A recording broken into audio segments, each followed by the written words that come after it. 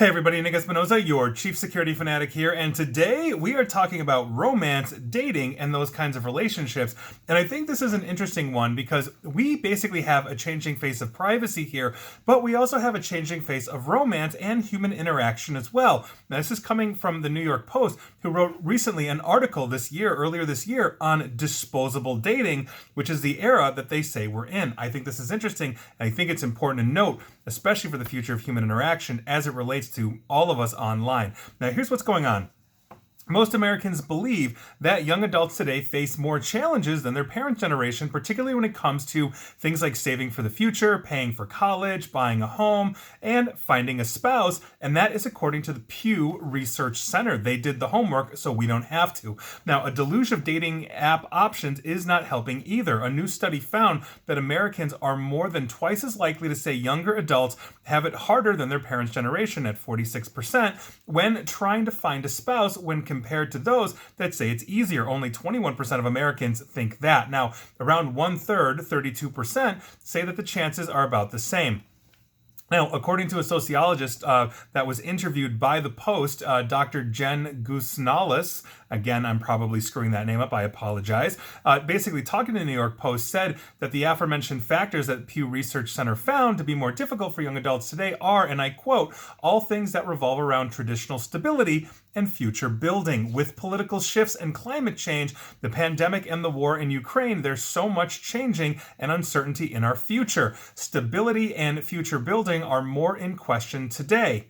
Obviously, that I think is a very true statement. The stability that one feels, obviously, is going to directly translate into how they're going to act in a relationship or maintain a relationship. Now, the doctor also noted that younger millennials and Gen Z are more likely to experience mental health issues, including anxiety and depression, which put a damper on dating, not to mention sex and everything else that goes on with romance. And that, I think, is absolutely true. If you read The Coddling of the American Mind by Jonathan Haidt, he goes into very good detail about that, as well as the book I, Gen by Jean Twenge, who also really lays out where we have seen in the correlation there is social media, rises in depression, suicidal thoughts, all that. I've talked about this here on this podcast and video series, as well as on my radio show. That is an important thing, and it's one of the reasons why I'm talking about this now. Now, the isolation of the pandemic may seem like an obvious scapegoat for these issues, but experts have been noticing these trends long before COVID-19. Jonathan Haidt's book and Jean Twenge's book, both written before the pandemic was even a thing.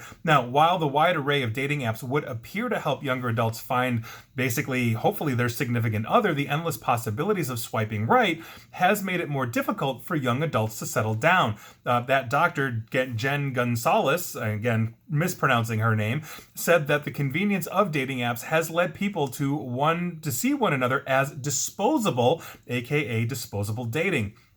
The plethora of choices and the ease of finding dates have basically led people on and on to the next one and the next one and the next one mentally, and that obviously makes dating then more superficial. Oh, your earlobe is 2 millimeters, different than your other earlobe? Psh, swipe apparently right. I can never get the swipe right is bad, swipe left is good, if I'm remembering correctly. I've never used Tinder. Now, in other words, just to put this into context, dating apps are basically have made matchmaking easier, but keeping a match is less likely. Quote, that mentality around dating can make it harder to do the work on working on a relationship. And that's 100% true. Like when I think about when I was starting out in the dating world, as most of us do in high school, and you're interested in my case of asking out a girl, you got to run the gauntlet. Meaning, you got to step up, you got to talk to her. At some point, you're going to go to her house, you're going to meet her parents. I remember, my first girlfriend, I remember meeting her dad. You've got to go through these things. You've got to sustain these things. You've got to have, a relationship. And obviously, when you're a teenager and things burn bright and all that kind of stuff. But the point is that now everything is so convenient. In the same way that, I can order from Amazon and have something here same day, I can look at a plethora and say, no, good enough, yes, no, yes. And that, I think, is one of the issues that we have to face as a society. We are building a disposable society. I mean, it's interesting to see commentators talk about, how we use Amazon and we buy 10 things only to return 8 because they expect that, and the waste that we are creating by doing those kinds of things.